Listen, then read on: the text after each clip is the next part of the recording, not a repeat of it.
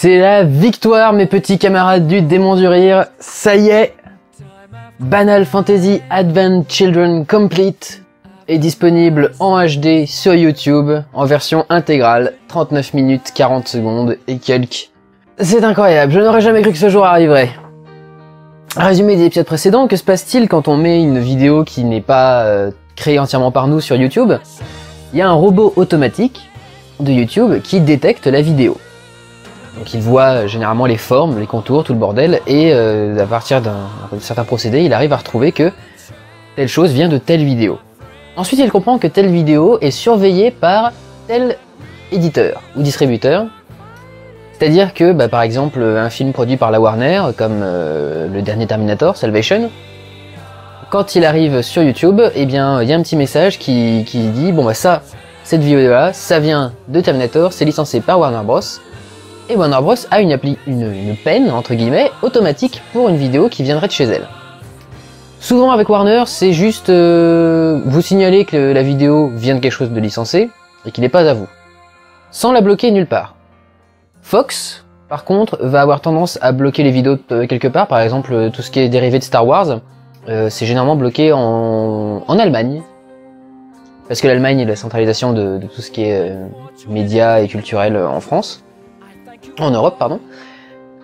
Et d'autres, comme Square Enix, qui pourtant n'est pas un éditeur vidéo, qui est un éditeur de jeux vidéo, surveille très minutieusement ses contenus, et la moindre scène cinématique de jeux vidéo ou vidéo-film, lorsqu'elle est repérée par un des robots automatiques de YouTube, reçoit pour instruction la sentence suivante: vidéo entièrement bloquée, compte qui enfreint le règlement et donc auquel on retire les droits de diffuser des vidéos de plus de 15 minutes.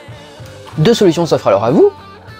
Soit la solution la plus simple, vous retirez la vidéo de votre compte YouTube, votre compte redevient en règle, vous êtes à nouveau autorisé à mettre des vidéos de 15 minutes, et vous ne mettez pas cette vidéo-là en ligne. Soit, tel David contre Goliath, vous prenez votre petit morceau de tissu, votre caillou, vous tournez, et vous essayez de choper Goliath, qui est donc Square Enix. Et, aussi surprenant que ça puisse paraître, et voilà.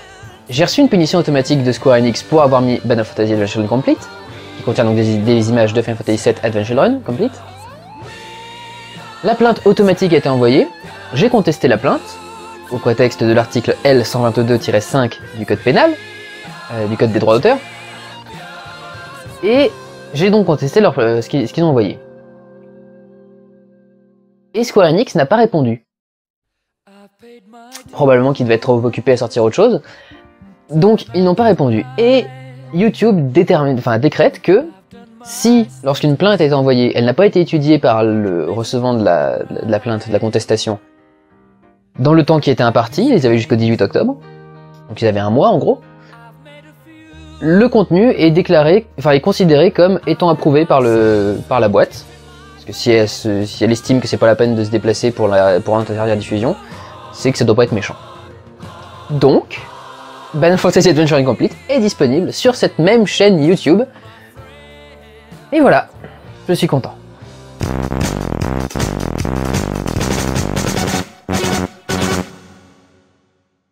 Je n'ai toujours pas eu le temps de faire des petits sketchs sur ce que j'ai reçu il y a 2-3 semaines de la part de Ludovic Arts.